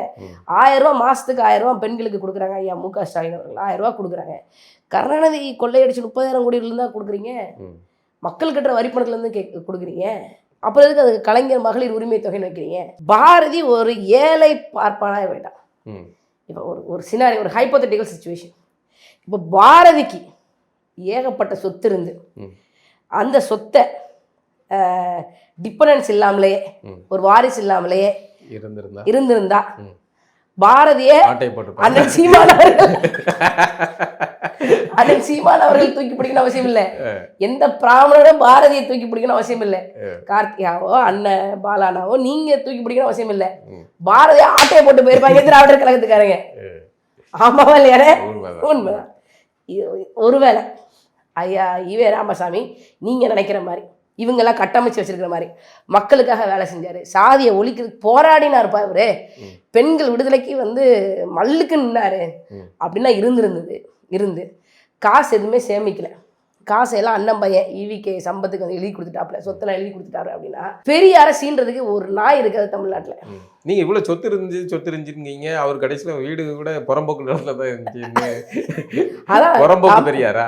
இல்லைங்க, புறம்போக்கு நிலத்துல அவரை பொறுத்த வரைக்கும் ஏதாவது ஒன்று இருந்துன்னா அதை ஆக்கிரமிச்சு வச்சிருக்கணும். அது புறம்போக்கா இருக்குது, நத்தம் நிலமா இருக்குது, அதெல்லாம் பிரச்சனை இல்லை. எதையாவது ஒன்று ஆக்கிரமிக்கணும். அதனால நான் என்ன சொல்றேன் அப்படின்னா இங்க காசு தான் எல்லாம் பிரச்சனை. காசு தான் பிரச்சனை. இப்போ உங்களுக்கு திராவிடத்தை வீழ்த்தணும் சரி, அது மகிழ்ச்சி. அதுக்கு எதுக்கு நீங்க ஆரியத்துக்கிட்ட போய் சரணடைகிறீங்க? ஆரியத்துக்கிட்ட போய் யார் சரணடைகிறீங்க? இப்போ நீங்க பாரதியை தூக்கி பிடிப்பது, பாரதியை கொண்டாடி அந்த நிகழ்ச்சி அது ஆரியத்தோட பின்புலனில் நடக்கிற ஒரு நிகழ்ச்சி. ஆரியத்தோட பின்புலனில் மட்டுமா நிக்கிறாங்க? மின்வரிசையில் உட்கார்ந்து ரசிப்பவர்கள் தானே இருக்காங்க. இல்ல மின்வரிசையில் உட்கார்ந்து ரசிப்பவர்கள் யாரு? ஏற்கனவே சீமான் அவர்களுக்கு சங்கிங்கிற ஒரு பட்டம், சங்கிகளால் உருவாக்கப்பட்டவர் அப்படின்னு ஒரு பட்டம், ஒரு சந்தேகம் இருக்காருல்ல, இந்தியன் ராம் இருக்காருல்ல, அவர் முக ஸ்டாலினை கையை பிடிச்சிக்கிட்டே இருக்கிறாரு. அவரு அவருதான் வீடியோகிராஃபர். அவர்தான் வீடியோகிராஃபர், எல்லாமே ஆல் அண்ட் அவுட். அவரு இது கிடையாதா? கருணாநிதி குடும்பத்துக்கும் ஆடிட்டர் குருமூர்த்தி அவர்களுக்கு எந்த விதமான சம்பந்தம் இல்லையா? ஹச்ராஜாவுடைய குடும்பத்துக்கிட்ட போய் கொஞ்சி குலாவுறது யாரு? நாங்கள் கொஞ்சி குலாவுறோமா இல்லை முக ஸ்டாலின் அவர்கள் கொஞ்சி குலாவுறாங்களா? எஸ்வி சேகருடைய அப்பாவுடைய தெருவுக்கு வைக்கிறது நாங்கள் வைக்கிறோமா இல்லை அவர் வைக்கிறாரா? சரிதான். சரி, திராவிடம் ஆரியம் ஒண்ணு, திராவிடம் ஆரியத்தோட ரகசிய கூட்டணியோ நேரடி கூட்டணியோ இருக்கு. இப்ப அந்த கூட்டணியில நீங்க பங்காளியா போறீங்களா? நீங்க போட்டிக்கு போறீங்களா களத்துல? இல்லைண்ணா, எங்களை பொறுத்த வரைக்கும் தமிழ்நாட்டுக்கு பார்ப்பனர் மட்டும் இல்லை, மாற்று மொழியினர் நல்லது செஞ்சாலும் அதை நாங்கள் உச்சி முகர்ந்து பார்க்குறோம். என் மண்ணுக்காக இவ்வளோ வேலை செஞ்சிருக்கீங்களே அப்படின்னு சொல்லி நாங்கள் கருணாநிதியை நீங்கள் போட்டு தெலுங்கர்னு பேசுறீங்களா? என்ன கருணாநிதி என்னென்ன நல்லா செஞ்சாரு? 24 காவிரி கருணாநிதியை ஏன் தெலுங்கர்னு சொன்னீங்க? அந்த மக்கள் மன்ற நிகழ்ச்சியில் உங்களை அடிக்கலாம் வர்ற அளவுக்கு ஏன் இது பண்ணீங்க? ஏன் வெறியேற்றி விட்டீங்க? அண்ணா செந்தில்வேல் என்ன சொல்கிறாப்புல, தான் ஆடாவிட்டாலும் தன் தசை ஆடும், நாங்கள் பாஜக அதிமுக காப்பாற்றி விட்றோம் அப்படின்னு சொல்கிறாப்புல. ஐயா, தான் ஆடாவிட்டாலும் தன் தசை ஆடும் அப்படிங்கிறது எங்களுக்கு இல்லை. எங்கள் மேலே அதிமுக ஆட்சியின் போது வழக்கு இருக்குது, வழக்கு பாஞ்சது, தேசிய பாதுகாப்பு சட்டம் எங்கள் அண்ணன் சீமான் அவர்கள் மேலே போட்டாங்க. எல்லாமே நாங்கள் அதிமுகவை நடக்குமுறையில் நாங்களும் பாதிக்கப்பட்டிருக்கோம், பாஜகவை நடக்குமுறையில் நாங்களும் பாதிக்கப்பட்டிருக்கோம். தான் ஆடாவிட்டாலும் தன் தசை ஆடும் அப்படிங்கிறது எதுக்குன்னா, 2006 2011 காலகட்டத்தில் ஒய்எஸ் ராஜசேகர ரெட்டி அவர்கள் ஆந்திராவில் இறக்குறாரு. அதுவும் இயற்கை மரணம் இல்லை, குர்னூல் அப்படின்னு ஒரு இடத்துல அவருடைய ஹெலிகாப்டர் பறந்துட்டு இருக்கும்போது வானிலை காரணமாக அவருடைய ஹெலிகாப்டர் கீழே இறந்துட்டாப்புல. ஒரு எதிர்பாராத மரணம் தான். அந்த மரணத்திற்கு தமிழ்நாட்டில் அரசு விடுமுறை விட்டார். யாரு? 2006 2011 காலத்தில் ஆண்டு கொண்டிருந்த ஐயா கருணாநிதி அவர்கள் விடுமுறை. சரி, பக்கத்து மாநில பந்து அப்படின்னு ஒரு பந்து இல்லை, பந்தம். அப்போ அவர் ஒரு நாள் அரசு விடுமுறை, கொடிகள் எல்லாம் அரக்கம்பத்தில் பறக்குது, 3 நாள் அரசு துக்கம் அனுசரிக்கிறது. சரி, ஒருத்தர் இறந்தது, முதலமைச்சர் ஒருத்தர் இறந்ததுக்கு நீங்கள் இவ்வளோ செய்றீங்க. அதே காலகட்டத்தில் 2009 ஈழத்தில் 1.25 லட்சம் தமிழர்களை கொத்து குண்டுகள் போட்டு கொலை செஞ்சாங்களே, அதுக்கு ஒரு சொட்டு கண்ணீர் அடிச்சிருப்பீங்களா? நாங்கள் லஞ்ச் டைம் முன்னாவரதா இருந்தோம், நீங்கள் என்ன இவ்வளோ இறக்கம் இல்லாமல் பேசுகிறீங்க? அண்ணே, காலை சாப்பாட்டுக்கும் மதிய சாப்பாட்டுக்கு நடுவில் இருக்க பேர் உண்ணாவிரதம் இல்லை, அது ஜீரண சக்திக்கு ஜீரண மனதை கொடுக்கக்கூடிய ஓய்வு. வேலை செய்ப்பா, அதே பெருசு. உங்களுக்கு நாங்க தமிழர்களுக்கு நாங்க கொடுத்ததே அந்த அளவுக்கு தெலுங்குறதே. ஏன்னா அவர் 49 திமுக ஆரம்பிக்கப்படுது, முதல் கட்சி மாநாடு. NS கிருஷ்ணனாக இருக்கட்டும், அண்ணாதுரை அவர்களாக இருக்கட்டும், எல்லாருமே நாடகம் போடுறாங்க, தமிழ்ல நாடகம் போடுறாங்க. ஐயா கருணாநிதி மட்டும் தெலுங்குல நாடகம் போடுறாரு, குலமேலி பிள்ளா அப்படின்னு சொல்லி. இது தெலுங்குல நாடகம் போடுறது மட்டும் இல்லை, தானே எழுதி நடிச்சு இயக்கி. அப்போ அவர் தெலுங்கு இல்லையா?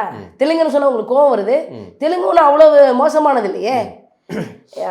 நெறியாளர் கூட சொன்னாங்க நீங்கள் வந்து அநாகரிகமாக பேசுறீங்க அப்படின்னு. கருணாநிதியை தெலுங்கர்னு சொன்னதே அநாகரிகம்னா 100 ஆண்டுகளுக்கு மேலாக தமிழர்களை தெலுங்கர்கள் தான் ஆண்டுகிட்டு இருக்கீங்க. அது எங்களுக்கு பெரிய அநாகரிகம் இல்லையா?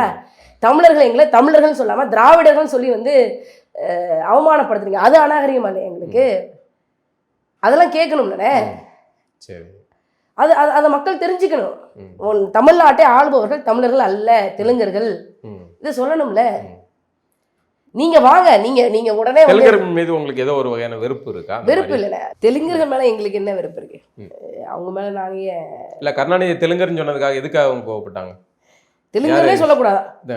தெலுங்கருங்கிற வார்த்தை வந்து திமுகவினுடைய மாணவரணி தலைவர் தெலுங்கர்னு சொல்றது இழிவானதா? இழிவானது, அநாகரிகமானது. ஓ, அது முன்னாள் தம்பி ராஜீவ்காந்தி என்ன சொன்னாங்க? அவர் எந்திரிச்சு போயிட்டாப்ல, நான் கிளம்புறேன் அப்படின்னாப்ல. ஏன் அவரு மேடைக்கு மேடை பேசினவர் தானே தெலுங்கர்னு பேசினவர்? ஆமா, நாம் தமிழர் கட்சியில இருக்கும்போது விவாத நிகழ்வுகள்ல கூட பேசியிருக்காப்ல. அது வந்து எனக்கு வந்து என்னடா இது தெலுங்குன்னு சொன்னதுல என்ன இழிவு இருக்கும்? அப்ப இவங்க எதை பாதுகாக்கணும்னு நினைக்கிறாங்க? பொதுமக்களுக்கு வந்து இதை தெரிஞ்சிக்க கூடாது, இந்த விஷயங்களை வந்து பொதுமக்கள் தெரிஞ்சிக்க கூடாது. தமிழ்நாட்டை தெலுங்கர்கள் தான் ஆள்றாங்கிற தகவல் தமிழர்களுக்கு தெரிஞ்சா திமுகவுக்கு எதிராக மாறிடும். அதனால தான் அவங்க திராவிடத்தில் ஒளிஞ்சிருக்காங்களா? அதுதான் அவங்க திராவிடத்தில் ஒளிஞ்சிருக்காங்க. அந்த திராவிடத்தை தான் நாங்கள் வந்து போஸ்ட்மார்ட்டம் பண்ணுறீங்க. ஆமாம், ஒழிக்கணும்னு நினைக்கிறோம். தமிழ்நாட்டை விட்டு ஒழிக்கணும் அப்படின்னு நினைக்கிறோம். தெலுங்கர்களாகவே வாங்க, கன்னடர்களாகவே வாங்க, மலையாளிகளாகவே வாங்க. சிலப்பதிகாரத்தில் 2000 ஆண்டுகளுக்கு முன்னாடி நீங்க இப்படி அவங்க திராவிடத்துல வரும்போதே நீங்க வந்து இவ்வளோ நுணுக்கமா தேடி கண்டுபிடிச்சி கருணாநிதி தெலுங்கர்னு சொல்றவங்க கருணாநிதி தெலுங்கரா வந்தா ஓட்டு போடுவீங்களா? அவங்க எவ்வளோ மக்கள் விழுக்காட்டில் இருக்கிறாங்களோ, மக்கள் தொகையில் அவங்க வந்து 4 விழுக்காடு இருந்தாங்க. 4 விழுக்காட்டுக்கு ஏற்ற எம்எல்ஏக்கள் கொடுக்கப்படும், 4 விழுக்காட்டுக்கு ஏற்ற அமைச்சரவையில் பங்கீடு கொடுக்கப்படும், கல்வி வேலை வாய்ப்புல நாங்கள் அதிகாரத்தை ஆண்டுகள் இது பண்ணிக்கிட்டு இருக்கோம். நாங்கள் கிட்டத்தட்ட ஒரு 800 ஆண்டுகளாக அது மட்டும். நீங்கள் என்ன எங்களுக்கு வந்து பிச்சை போடுறது? அதுதான், அதைத்தான் அடிக்கணும்னு நினைக்கிறேன். அதிகாரத்தை நீங்கள் வச்சிருக்கிறீங்க, சரி அதிகாரத்தை வச்சிருக்கிறீங்க, நல்ல அதிகாரம் பண்ணீங்களா? பண்ணலை. சட்டநாதன் கமிஷன் போட்டதா சொல்லுவாங்க. பிற்படுத்தப்பட்ட மக்களுக்கு சட்டநாதன் கமிஷன் போட்டது வந்து ஐயா கருணாநிதி. சட்டநாதன் என்ன சொல்லியிருக்காப்புல? கம்மா நாயுடு கம்மாவார்களை ரெட்டியார்களை பிற்படுத்தப்பட்ட பட்டியலிருந்து தூக்கு. ஜீவோ எப்போ போட்டது? 1935 போட்டது. 100 ஆண்டுகள் ஆயிடுச்சு. வெள்ளக்காரன் போட்ட ஜீவோ. அப்போ இருந்த மாவட்ட கலெக்டர் எல்லாத்தையும் கூப்பிட்டு போட்டிருக்காங்க, ஜீவோ போட்டிருக்காங்க. எல்லாரோடைய ஆலோசனையின் பேரில் ஜீவோ போட்டிருக்காங்க. இந்த கம்மாவார்கள், இந்த கம்மா நாயுடுகள், இந்த ரெட்டியார்கள் மிகவும் மேம்பட்ட மக்கள். இவர்களுக்கு கல்வி வேலை வாய்ப்புகளில் மற்ற பிரிவினருக்கு கொடுப்பது போல சலுகைகளோ கல்வி உதவித்தொகைகளோ கொடுக்கக்கூடாது. ஏன்னா இவங்களில் இருக்கக்கூடிய சாதாரண மக்களே நிலபலன்களோட வாழ்கிறார்கள் அப்படின்னு சட்டநாத கமிஷன் தன்னுடைய ரிப்போர்ட்டில் கொடுத்து வச்சிருக்கிறார். அவர் யாரு? அவர் ஒரு IAS officer, Indian civil service. வெள்ளக்காரங்காலத்தில் படித்து மேலே வந்தார். அவர் சொன்ன ரிப்போர்ட், அந்த ரிப்போர்ட் வந்து ஏன் கருணாநிதி செயல்படுத்தலை? ஏன் பிற்படுத்தப்பட்ட மக்களுக்கு வந்து அதில் வாய்ப்பு கொடுங்க. இங்கே ஏனைய பிற்படுத்தப்பட்ட மக்கள் இருக்காங்க, எங்களை SC பட்டியலிருந்து எங்களை பட்டியலத்திலேருந்து எங்களை வெளியேற்றுங்க அப்படின்னு தேவேந்திர குல வேளாள மக்கள் வந்து போராடிட்டு இருக்காங்க. அவங்கள வெளியேற்றி BC-க்குள்ளே கொண்டு வாங்க. அவங்களுக்கு அந்த 30 விழுக்காடு இடஒதுக்கீடு கல்வி வேலை வாய்ப்புகள் அவங்களுக்கு ஒரு சில சதவீதம் போகட்டும். அதை பண்ணியிருக்கணும்லங்க. ஐயா கருணாநிதி தமிழர்களுக்கு நல்லது பண்ணுற இதை பண்ணியிருக்கணும்ல. ஏன் பண்ணலை? SC-லேயே வந்து நான் உள் ஒதுக்கீடு கொடுக்குறேன் அப்படின்னு சொல்லி 3 விழுக்காடு கொடுத்துட்டு இப்போ இப்போ திமுக வந்து சீமான் அவர்கள் மட்டும் தான் பேசிக்கிறாரு. எனக்கு தெரிஞ்சு வேற யாருமே வந்து தெரியல, யாருக்குமே தெரியல, மக்களுக்கு தெரியல. பேச மாட்டேங்காரு. இப்போ உள் ஒதுக்கீடு பிரச்சனை, அதில் பெரிவாரியா தேவேந்தர்களும் பறையர்களும் கிட்டத்தட்ட ஒரு 76 சாதி இருக்கா அட்டவணை பிரிவில், சாதிகளும் வந்து பாதிக்கப்படுறாங்க. இந்த 3% வர்ற சாதியினரை தவிர்த்துட்டு மற்றவர்கள்லாம் பாதிக்கப்படுறாங்க. ஏன்னா முதன்மையான முக்கியத்துவம் இவர்களுக்கு மட்டும் தான் போகுது. அப்படிங்கிறனால 3 தனியாக போகுது, போட்டால் இவங்களுக்கு தானே வரும், அதில் போகுது. அது கடந்து இந்த 15லையும் இவர்களுக்கு தான் முன்னுரிமை அப்படிங்கிற சிக்கல் இருக்கு. இதனால பெரிய அளவில் இவர்கள் பாதிக்கப்படுறாங்க அப்படிங்கிறாங்க. இந்த விஷயத்த வந்து திரும்ப ஏன் பேச மாட்டேங்கிறார் சீமான்? சீமான் அவர்கள் சொன்னா அண்ணன் போராடலை, தம்பி நான் போராடுறேன் அப்படின்னு. அதுதான் எங்களோட நிலைப்படம். அவர் போராட மாட்டாரு, அவருக்கு பல்வேறு நெருக்கடிகள் இருக்கலாம். ஆனால் நாங்கள் 20 விழுக்காடு மக்கள், இந்த மக்களுடைய மேம்பாடு முக்கியம். ஆதி தமிழர் விடுதலை இல்லையே மீதி தமிழர் விடுதலை ஒரு நாளும் வெல்லாதுங்கிறது எங்கள் கோட்பாடு. அது என்ன ஆதி தமிழர்? மற்றவெல்லாம் பாதி தமிழரா? ஆதி தமிழர்கள் திரும்ப அவர்கள் திராவிட அரசியல் செஞ்ச அதே அரசியல தானே இப்போ நீங்க நாம் தமிழர்ங்கிற பேர்ல செய்யறீங்க. அவர்கள் ஆதி திராவிடர்னு பேர் சூட்டினாங்க. உங்களுக்கு பிசிக்கு வந்து பாதி திராவிடர் பிசிக்கு பாதி திராவிடர்னு வச்சாங்களா? இல்ல. எம்பிசிக்கு மிகவும் பாதிக்கப்பட்ட திராவிடர்னு வச்சாங்களா? இல்ல. அட்டவணை பிரிவினர் பகுதி, அது அட்டவணை ஷெட்யூல் கேட்டகரி, ஷெட்யூல் காஸ்ட் கூட கிடையாது, schedule category, backward category, most backward category எல்லாம் வந்து இவங்க சீன்ங்கிறத காஸ்டா மாத்தாங்க. சரியா? இப்போ அந்த கேட்டகரியை நீங்க பொதுவா அட்டவணை பிரிவினர், பிற்படுத்தப்பட்ட பிரிவினர், ஆதி தமிழர்ங்கிறது வந்து அண்ணன் சீமான் அவர்கள் வந்து எப்படி சொல்றாங்க அப்படின்னா, அந்த ஆதி தமிழர்ல இருந்தாங்க எல்லாரும் வந்தாங்க. அப்ப எல்லா பேரும் ஆதி தமிழன் தான். இப்ப நீங்க அதுக்கு வந்து அவனை மட்டும் தனியா ஆதி தமிழர்னு சொன்னீங்கன்னா பட்டியலின மக்கள் அவர்களை பறையர்னு சொல்றதும் தேவேந்திரன் சொல்றதுல உங்களுக்கு என்ன பிரச்சனை? பறையர்கள் தேவேந்திர குல மக்கள். இவங்களை வந்து நான் தான் சொன்னேன், அயோத்தியாச பண்டிதர் ஆதி தமிழர் தான் சொல்லியிருக்கிறாரு. எங்களை சீமான் அவர்களும் அதை பின்பற்றுறாங்க அப்படின்னு சொல்லி சொன்னேன். இவங்களுக்கு வந்து 18 விழுக்காடு இடஒதுக்கீடு இருக்குன்னு வந்து இந்த மக்கள் நம்பிக்கிட்டு இருக்கு. இந்த 20 விழுக்காடு சேனா நம்பிக்கிட்டு இருக்கு. ஆனா அதுல வந்து 3 விழுக்காடு உள் ஒதுக்கீடு கருணாநிதியினுடைய பந்துக்களுக்கு இருக்கு. அந்த 3 விழுக்காடுல ஏதோ ஒண்ணு சொன்னீங்களா, பந்துக்கள் அவர் சார்ந்த, ஆமா, தெலுங்கருக்கு சாதகமா இருக்கிறாரு. அதை வந்து நானே வந்து மூட்டையிலே அடிமூட்டையே நான் உட்காந்துட்டு இருக்கேன். என்கிட்ட இருந்து இப்ப பிடிங்க அவங்களுக்கு கொடுத்தா எப்படி? நீங்க அவங்களுக்கு தனி ஒதுக்கீடு கொடுங்க, 10% கூட கொடுங்க. அவங்க மக்கள் தொகை எவ்வளவு இருக்காங்களோ அதுக்கு ஏற்ற மாதிரி கொடுங்க. 2 விழுக்காடு தான் 2 கொடுங்க, 5 இருந்தா 5 கொடுங்க. என்னோட இதையும் பறிச்சு பிடிங்கிட்டா எப்படி? அது ரொம்ப தவறு இல்லை. இப்ப அண்ணா யூனிவர்சிட்டி பேராசிரியரா அவங்க தான் வருவாங்க, நாங்க கிடையவே கிடையாது, இந்த மக்கள் கிடையவே கிடையாது. இந்த சனம் திருந்தணும். 3% உள் ஒதுக்கீடுன்னு சொல்லி முழு ஒதுக்கீடை வந்து அருந்ததிய மக்களுக்கு வந்து கொடுத்துட்டாங்க. அப்ப இங்க இருக்கக்கூடிய நீங்க சொல்ற மாதிரி பறையர் தேவேந்திர குல மக்களுக்கு ஒண்ணுமே இல்லை. உட்கார வச்சு மொட்டை அடிச்சு தான் வந்து கருணாநிதி செஞ்ச நன்மை.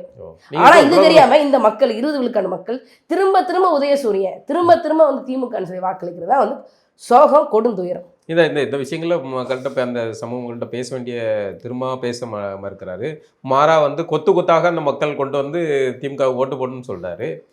இப்போ அதைத்தானே நாங்கள் மாற்றணும்னு விருப்பப்படுறோம். அதான் நான் சொல்கிறேன், அண்ணன் சீமான் மாற்றணும் விருப்பப்படுறாருன்னா திருமாவுக்கு பெரியாருங்கிற பட்டம் கொடுக்குறதா?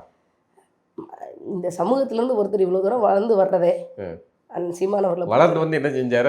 அது அடுத்த கேள்வி, அது அடுத்த விஷயம். இவ்வளோ தூரம் வர்றது ஒரு பெரிய விஷயம். இப்போ நான் அண்ணன் செந்தமிழன் சீமான் அவர்களுடைய தங்கையாக இருக்கிறேன். அண்ணன் சீமான் அவர்கள் மட்டும் இல்லை, கட்சியில் இருக்கக்கூடிய எல்லா பொறுப்பாளர்களும் என்னை வந்து ஒரு தங்கையாக, தன் குடும்பத்தில் ஒருத்தராக வந்து எனக்காக இருக்கிறாங்க. ஆனால் 20-25 ஆண்டுகளுக்கு முன்னாடி, 30 ஆண்டுகளுக்கு முன்னாடி இந்த சூழல் எப்படியாக இருந்திருக்கும்? அதை அண்ணன் சீமான் அவர்கள் பார்த்து பெரியார் அப்படின்னு சொல்லி சொல்கிறாப்புல. அதனால் வந்து என்ன சொல்றேன், ஆனால் அதை சொன்னால் அதை வந்து ஏற்றுக்காம மாறா வந்து மீண்டும் வந்து இது ஒரு குயுக்தி, ஒரு சந்தேகம் மறுபடியும் இது பண்ணாரு. இது சீமானுக்கு தேவையா? எதுக்கு வேலையில போற ஓடனை தூக்கி வேட்டியில விடுவாங்க? அப்படி இல்லை. ஏன்னா வந்து நம்ம சமூகத்தின் பெரியார்கள் அப்படின்னு சொல்லி முன்னிறுத்தும் போது இவங்க இதே வந்து ராமதாஸ் ஐயா அவர்களுக்கும் கொடுத்தாரு. அவர் அமைதியா அதை வந்து ஒன்றும் இது பண்ணல. இவர் இப்படி சொல்ற வரைக்கும் எதுக்கு வந்து ஒரு நகரில் பார்த்த மாதிரி வந்து இவங்களுடைய அரசியல் இருப்ப நாம் தமிழர் கட்சி கேள்விக்குள்ளாக்குது. ஒவ்வொரு முறையும் 20 விழுக்காடு நீங்க சொல்ற பட்டியலின அரசியலை வந்து நீங்க கேள்விக்குள்ளாக்குறோம். ஏற்கனவே 19 நாடாளுமன்ற தேர்தலாக இருக்கட்டும், 21 சட்டமன்ற தேர்தல், 24 நாடாளுமன்ற இந்த தேர்தல் எல்லாமே அவங்களுடைய கான்கிரீட் ஓட் பேஸ்னு ஒன்று இருந்ததுல, இந்த ஓட்டு எனக்கு தான் வரும் அப்படிங்கிற ஓட்டை சீமான் அவர்கள் அடிச்சிடணும். பறையர்களும் தேவேந்தர்களும் வந்து முழுக்க வந்து நாம் தமிழர் பக்கம் திரும்புறாங்க முழுக்க அப்படின்னு என்னால உறுதியா சொல்ல முடியும். ஆனா பெரும் பங்கு நாம் தமிழர் கட்சியை ஒரு பெரும் மாற்றத்தோட நம்பிக்கையோட பாக்குறாங்க. அது வந்து திரும்ப பதட்டத்தை உருவாக்குது. அதனால நிறைய பேசுறாப்ல. அந்த பதட்டத்தை நான் உணர்கிறேன். அவர் இன்னும் அதிகமா பேசுவாரு. ஆனா நமக்கு என்ன அப்படின்னா, அண்ணன் திருமாவர்களை விட பட்டியலினத்தை சேர்ந்த மக்களுக்கு ஒரு கை கொடுத்து அவங்கள மேலே ஏற்றி விடணும், அவங்களுக்கான தேவைகளை நம்ம பேசணும் அப்படிங்கிற ஒரு நிலைப்பாட்டில் அண்ணன் சீமான் அவர்கள் இருக்கிறார். அதான் பஞ்சமரில மீட்புக்கான போராட்டம் தொடர்ந்து போராட்டத்தை எடுக்காரு. எந்த வகையிலுமே திரும்ப தரப்பிட்ட இருந்து ஒரு ஆதரவு எந்த இதுவுமே வரலையே. அது பஞ்சமன் இல்லை, அது வராது. எங்களுக்கு ஆதரவு கொடுத்து அவர் ஆதரவற்றவரா போயிடுவாரு. அதெல்லாம் உணர்ந்து தானே அண்ணன் சீமான் அவர்கள் களத்தில் நிற்கிறாங்க. அதனால அது நீங்க ஆதரவு கொடுக்கணும், என் கூட வரணும் அப்படிங்கிற எந்த நிர்பந்தமும் அவர் கிடையாது. அவர் அவருடைய அரசியல் பண்ணட்டும், நாங்கள் எங்க அரசியல் பண்றோம்.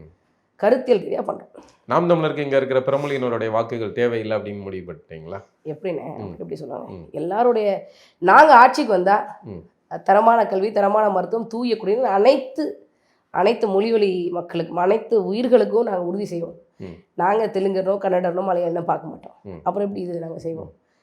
2000 ஆண்டுகளுக்கு முன்னாடி சிலப்பதிகாரம் வரல. நீங்கள் அதுக்குள்ளே வந்து ஒரு இனவரி சார்ந்த பேச்சுக்களாக இது பண்ணும்போது என் மக்களுக்கு நான் வந்து இந்த அதிகாரத்தை என் மக்களுக்கு எதிராக பயன்படுத்தின கருணாநிதி மேலே, அண்ணாதுரை அவர்கள் மேலே. கருணாநிதியே நீங்கள் தெலுங்கர்னு பேசக்கூடிய நீங்கள் நாளைக்கு அதிகாரத்துக்கு அவர் தெலுங்குரு தானே அவர் தெலுங்குரு தானே.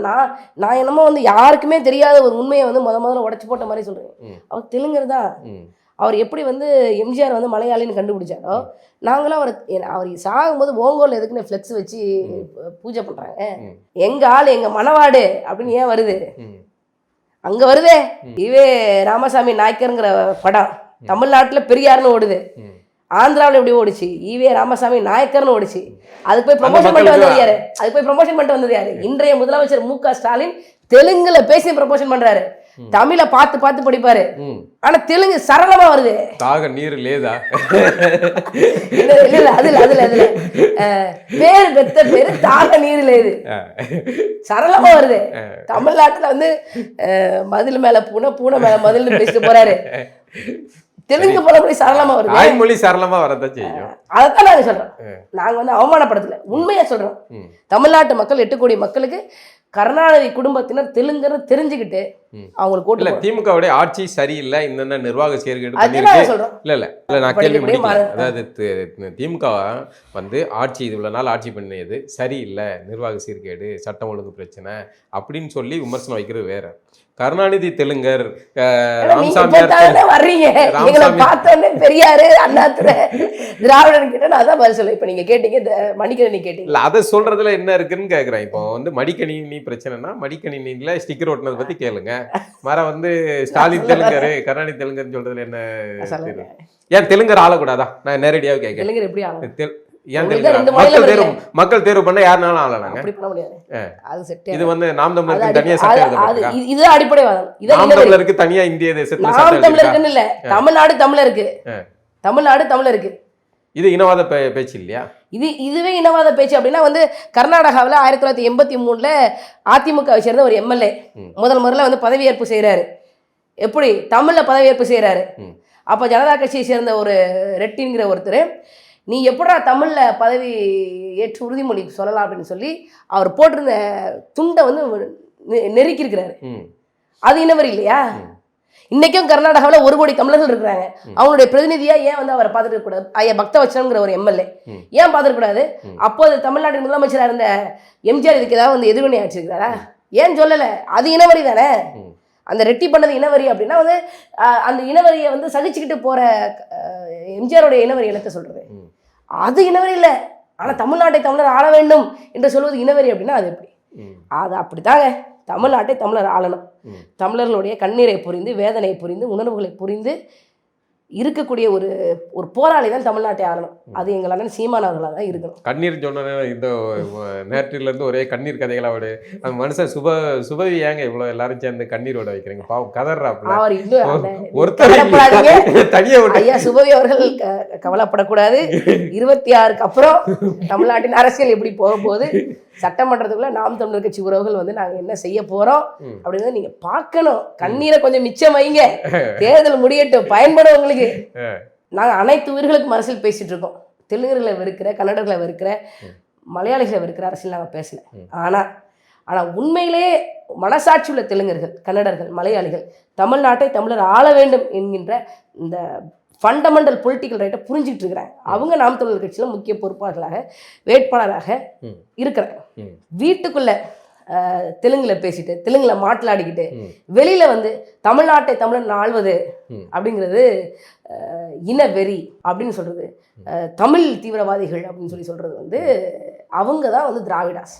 அந்த திராவிடத்தை தான் நாம ஒழிக்கணும்னு நினைக்கிறோம். திராவிடத்தை ஒழிப்பது என்பது வேறு, சக தேசிய இனமான தெலுங்கர்களை ஒழிப்பது, கன்னடர்களை ஒழிப்பது, மலையாளிகளை ஒழிப்பது என்பது வேறு.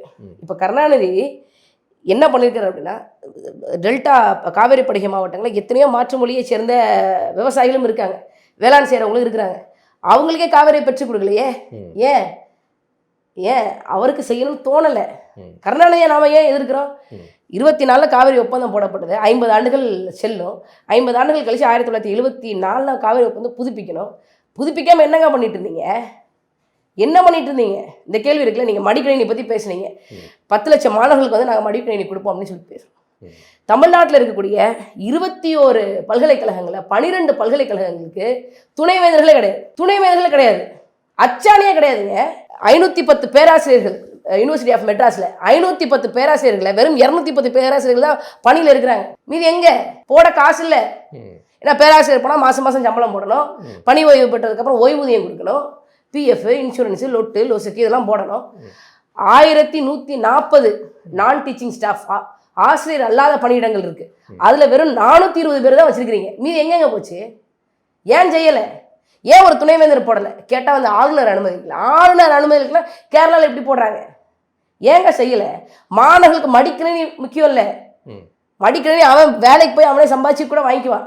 இன்னைக்கு படிக்கிறதுக்கு தேவைப்படுது. இன்னைக்கு படிக்கிறதுக்கு ஆசிரியர்கள் தேவை, பேராசிரியர்கள் தேவை. உங்களுக்கு தெரியுமா, பல்வேறு கல்லூரிகளில் விசிட்டிங் ப்ரொஃபஸர் வச்சு தான் வந்து கல்லூரியை ஓடிட்டு இருக்கு. நிரந்தர ப்ரொஃபஸர்ஸே கிடையாது, பேராசிரியர்கள் கிடையாது, உதவி பேராசிரியர் கிடையாது. இதெல்லாம் தரவுகளோட சொல்றீங்களா, வெறும் குற்றச்சாட்டுகளா சொல்றீங்களா? ரெக்கார்டுன்னு டேட்டா. இதை மறுக்க சொல்லுங்க. உயர்கல்வித்துறை அமைச்சர் அண்ணா கோவிச்செழியன் இருக்காரு, அவர் மறுக்க சொல்லுங்க. தமிழ்நாட்டில் எத்தனை பள்ளிக்கூட கல்லூரிகள் அடிப்படை வசதிகள் இல்லைன்னு சொல்லி மாணவர்கள் வீதிக்கு வந்து போராடுறாங்க. கழிவறை இல்லை, குடிக்க தண்ணி இல்லை, சுவர் இடிஞ்சு விழுந்து வகுப்பறை சுகாதாரமானதா இல்லை, வகுப்பறையே இல்லை. இப்படிலாம் இருக்கே. இதெல்லாம் பேச சொல்லுங்க. நாங்கள் உங்களுடைய அத்தனை விஷயங்களும் எடுத்து பேசுக்க நாங்கள் தயாராக இருக்கோம். நீங்கள் திரும்ப திரும்ப பெரியார் தான் எல்லான்னு சொல்லும் போது அடிச்சு ஓட அப்படின்னு சொல்லி அது நிலைப்பாட்டை எடுத்துட்டு டெல்லியில் இருக்கிறவர்கள் வந்து சம்மந்தம் இல்லாத டெல்லிக்காரங்க வந்து தமிழ்நாட்டை ஆளணுமா அப்படின்னு ஸ்டாலின் வந்து கொந்தளிச்சிருக்காப்புல. நீங்கள் எப்படி பார்க்குறீங்க? இது மாதிரி உங்களால் கொந்தளிக்க முடியுமா? சம்மந்தம் இல்லாத டெல்லிக்காரனா சம்மந்தப்பட்ட தமிழர்கள் ஆட்சி அதிகாரத்தை கேட்குறோம், விட்டு கொடுத்துட்டு போங்களேன். போக முடியாதுல்ல. 34 அமைச்சர்கள் இருக்கக்கூடிய அமைச்சரவையில் இவங்களை சம்மந்தம் இல்லாதவன்னு சொல்றீங்களா? ஆமா, ஸ்டாலின் சம்மந்தம். ஏன் அவங்க இந்த மண்ணில் இருந்து தானே இருக்கிறாங்க? ஏங்க நீங்கள் தமிழ்நாடு முதலமைச்சர் எப்படிங்க ஆக முடியும்? உங்களுக்கு என்னங்க தகுதி இருக்கு? மக்கள் கருணாநிதிக்கு பிறந்ததை தாண்டி மு க ஸ்டாலின் அவர்களுக்கு இருக்கக்கூடிய மக்கள் தேர்வு பண்ணியிருக்காங்க. இது மக்கள் தேர்வு பண்ணாம அந்த மக்கள் கிட்ட தான் நாங்கள் பேசிட்டு இருக்கோம். அந்த மக்கள் கிட்ட தான் வந்து ஐயா கருணாநிதி அவர்கள், ஐயா மு க ஸ்டாலின் அவர்கள் அவங்க செஞ்ச வேலையெல்லாம் பேசிட்டு இருக்கோம். நாங்கள் அப்போ சம்மந்தப்பட்ட தமிழர்கள் நாங்கள் ஆட்சி அதிகாரத்தை கேட்குறோம். நீங்கள் என்ன சொல்லுவீங்க? நீங்கள் இவங்களை தெலுங்கர்கள் ஆட்சியிலேருந்து வெளியே போகணுங்கிறீங்களா? திராவிடத்தின் பேரில் இருக்க தெலுங்கர்கள். ஆமாம் ஆமாம். இங்கே அங்கேருந்து ஆட்சி அதிகாரத்தை தட்டி பறிப்போங்க. இனிமேல் டெல்லியில் இருக்கிறவங்களை எதிர்க்கிறதுனால உங்களுக்கு இவ்வளோ கோவம் வருதா? ஏன்னா டெல்லியில் இருக்கிறவங்க இவங்களை எங்கெங்க எதிர்க்க போறாங்க? டெல்லியில் இருக்கிற நல்லா இருக்காங்க. டெல்லியில் இருக்கிற அமைச்சர்கள் ஊழல் பட்டியல் வாசிக்கிறாங்க. ஊழல் பட்டியல் இருக்கு. உதயநிதி ஸ்டாலின் அவர்கள் ஏன் போய் சந்திக்கிறாங்க? மோடி சந்திக்கிறதுக்கான தேவை என்ன இருக்கு? அமித்ஷா இங்க ஆட்சி அமைப்போம்னு சொன்னாரு, அதுக்கான எதிர்வினையா ஸ்டாலின்? அமித்ஷா எப்படி ஆட்சி அமைக்க முடியும்? அவர் 1000 பேசுவாரு. அமித்ஷா 1000 பேசுவாரு. அமித்ஷாவை எப்படிங்க எதிர்ப்பீங்க? ஜிஆ சுவாமிநாதனுக்கு இம்பீச்மெண்ட் மோஷன் கொண்டு வராங்க. ஜிஆ சுவாமிநாதன் வந்து அவருடைய நீதியை வந்து மதிக்கணும் அப்படின்னு சொல்லி அமித்ஷா வந்து சத்தம் போடுறாரு. எங்க நாடாளுமன்றத்தில் சத்தம் போட்டு பேசுறாப்புல. அம்மையார் கனிமொழிக்கண்ணன் என்ன எதிர்வினை ஆற்றினாங்கன்னு பாருங்களேன். ஜென்ம நினைப்பார். நீங்க என்ன பேசுறீங்க? அமித்ஷா அவர்கள் ஏறுறாரா? ஜிஆ சுவாமிநாதனை பத்தி பேசுறாரா? நீங்க யாரை பத்தி பேசுறீங்க? நீதிபதி லோயாவை பத்தி பேசுறீங்க. ஜஸ்டிஸ் சுவாமிநாதன் அவர்களுக்கு குதிக்கக்கூடிய ஐயா அமித்ஷா அவர்களே, நீதிபதி லோயாவுடைய நீதியை நீங்க ஏன் மதிக்கல? கேட்கணும்ல. அதுதானங்க நீங்க பேசுற திராவிட மாடல். கொந்தளிப்பு நாடாளுமன்றத்தில் காட்டணும். உங்களுக்கு தெரியும்ல, சொராபுதீன் ஃபேக் என்கவுண்டர் கேஸ், அந்த கொலை வழக்கில் லோயா வந்து உத்தரவு போட்டாரு. டிசம்பர் 15 அமித்ஷா வந்து நேரடியாக என் முன்னாடி ஆஜராகணும்னு தீர்ப்பு இது கொடுக்குறாரு. அதுக்கு இவங்க என்ன பண்ணாங்க அப்படின்னா, அவர் வந்து ஆஜராகலை. 2014 மோடி அவர்கள் ஆட்சியை பிடிச்சிட்டாரு. அப்போ அமித்ஷா அவர்கள் அமைச்சர் கிடையாது, மத்திய அமைச்சர்கள் அவர் கிடையாது. காரணம் என்ன? இந்த case Sohrabuddin fake encounter case. Sohrabuddin, அவங்க மனைவி, அவங்களுடைய நண்பர் துளசிதாஸ் எல்லாத்தையுமே போட்டாச்சு. குடும்பம், நண்பர் எல்லாத்தையும் போட்டாச்சு. கேஸ் நடக்குது. எங்கே நடக்குது? குஜராத்தில் இருந்தால் கேஸ் ஒழுங்காக நடக்காது, சட்டப்படி நடக்காது அப்படின்னு சொல்லி அந்த கேஸை உச்சநீதிமன்றம் பாம்பேயில் நடத்துது. CBI case. அந்த நீதிமன்றத்தினோட நீதிபதியாக வந்தவர் தான் லோயா வந்து அமித்ஷா வந்து என் முன்னாடி ஆஜராகணும் அப்படின்னு சொல்லி வந்து ஒரு இது கொடுக்குறாங்க. டிசம்பர் 15 அவர் ஆஜராகணும். ஆனால் டிசம்பர் 1 நீதிபதி லோயா மரணம், திடீர் மரணம். ஏன் மர்மம் தான். இதை பேசணும்லங்க. நீங்கள் பாஜக, நான் சொல்கிறேன், நான் 2024 தேர்தலில் வெற்றி பெற்று நான் நாடாளுமன்றத்துக்குள்ளே போயிருந்தா நான் உறுதியாக சுவாமிநாதன் அவர்கள் இதை பற்றி பேசினார் அப்படின்னா அமித்ஷா அவர்களை நீதிபதி லோயாவோட நீதியை நீங்கள் மதிச்சிருக்கலாமே அப்படின்னு நான் கேட்டிருப்பேன். கனிமொழி கருணாநிதிக்கு அமித்ஷாவையோ இல்லை பாஜக எம்பிக்களையோ அமைச்சர்களையோ எதுக்கு துணிவு இருக்கா இல்லை. சரி, என்ன இவ்வளோ பேசுகிறீங்க நீங்கள், இப்படி ஒரு பெண்களை எல்லாம் பேசுகிற அளவுக்கு கொண்டு வந்து விட்டுருக்கோம். வெல்லும் தமிழ் பெண்கள், அதில் அந்த ஒரு வரிசையில் தான் கார்த்திகாவும் வர்றாங்க. ஒரு திராவிடத்தோடைய பார்வையில் கார்த்திகாங்கிற ஒரு பெண்ணை பேச வச்சிருக்கு திராவிடம். மகிழ்ச்சியாக இருக்க? இல்லைண்ணே, அப்படி இல்லை. தமிழ் பெண்களை பொறுத்த வரைக்குமே தமிழர்கள் பொதுவாக தாய்வழி சமூகம் தான். அங்கே வந்து பெண்கள் வந்து மற்றவங்க வீட்டில் எப்படின்னு தெரியாது, ஆனால் தமிழர்களுடைய வீட்டில் ஒரு காலகட்டம் வரைக்கும் வந்து ஆண்கள் வந்து பெரும் ஆதிக்கத்தில் இருக்கிற மாதிரி இருக்கும். ஒரு கட்டத்துக்கு அப்புறம் வந்து அந்த குடும்பத்தினுடைய ஒட்டுமொத்த அதிகாரமும் வந்து தாய்க்கு போயிடும். வெளியில் வந்து தந்தை அதிகாரம் பண்ணுற மாதிரி ஒரு சீன் இருக்குமே தவிர, ஆனால் தாய் தான் உள்ளது. ஏன்னா பொதுவாகவே தமிழர்களுடைய அதிகாரம் என்பது தாய்வழி அதிகாரம் தான். இந்தியாவினுடைய விடுதலைக்கு பாடுபட்டதாக சொல்லப்படுகின்ற இந்தியாவின் தந்தை, ஃபாதர் ஆஃப் தி நேஷன் என்று சொல்லப்படக்கூடிய மோகன்தாஸ் கரம்சந்த் காந்தி அவர் சொல்கிறார், என்ன சொல்கிறாரு, எனக்கு சுதந்திர உணர்வை ஊட்டியவர், எனக்கு சத்தியாகிரகத்தை கற்றுக் கொடுத்தவர், என்னுடைய அரசியல் குரு தில்லையாடி வள்ளியம்மை, 16 வயது சிறுமி, நான் சவுத் ஆப்பிரிக்காவில் போராடிட்டு இருக்கும்போது எனக்கு விடுதலை உணர்வை ஊட்டியவள் அப்படின்னு. தில்லையாடி வள்ளியம்மைக்கும் திராவிடத்துக்கு என்ன சம்மந்தம் இருக்குது? ஒரு சம்மந்தம் இல்லை. அதிகாரத்தை நோக்கி அடக்குமுறையை எதிர்த்து களமாடுவதில் போராடுவது, இதெல்லாம் வந்து தமிழ் பெண்களுக்கு யாரோ ஒருத்தர் சொல்லிக் கொடுக்கணும் அவசியம் இல்லை. அந்த மாதிரியான தமிழ் பெண்களை பார்த்து தான் ஈழத்தில் தேசிய தலைவர் மேதகவி மக்கள் தொகையில் சமபங்கு இருக்கக்கூடிய பெண்கள் என்னுடைய இன போராட்டத்தில் பங்கு பெறாது, என்னுடைய போராட்டம் முடிவுறாது அப்படின்றத அந்த நிலைப்பாடு எடுக்கிறார். நம்ம ஒரு புகைப்படம் ரொம்ப அற்புதமான ஒரு காட்சி உண்டு. அதாவது ஒரு விவசாயி வந்து உழுதுகிட்டு இருப்பாரு, பக்கத்துல வந்து வரப்புல வந்து பெண் தோழர்கள் எல்லாம் வந்து ஆயுதங்களோட நடந்து போயிட்டு இருப்பாங்க. ரொம்ப ஒரு அற்புதமான அந்த காட்சி பதிவு அது. அவர் உண்மையில அதை உணர்ந்தார். இங்க தமிழ் பெண்களுக்கு யாரும் வந்து உணர்வு ஊட்டணும் அவசியம் இல்லை. எங்களுக்கான களத்தை ஈழத்துல வந்து தலைவர் கொடுத்தார். இந்த களத்துல எங்களை சீமான் அவர்கள் கொடுக்குறாரு. இந்தியாவில் இருக்கிற எல்லா பெண்களும் 33 விழுக்காடுக்கு போராடிட்டு இருக்கும்போது 50 விழுக்காடு எங்களுக்கு உறுதி செய்து சீமான் அவர்கள் தான், அண்ணன் சீமான் அவர்கள் தான். சரி, இப்போ பொங்கல் வரப்போகுது, நீங்க தமிழ் பொங்கல் வைக்க போறீங்களா, திராவிட பொங்கல் வைக்க போறீங்களா? இப்போ வந்து திராவிட பொங்கலை முன்னெடுக்க வேண்டிய சூழல் ஏன் வந்திருக்கு திமுகவுக்கு? ஸ்டாலின் வந்து திராவிட பொங்கல்ங்கிறத எடுக்கிறாரு. அது ஏன் வந்து தமிழர்களுடைய தமிழ்நாட்டின் உண்மையான எதிர்கட்சி நாம் தமிழர் கட்சி தான்.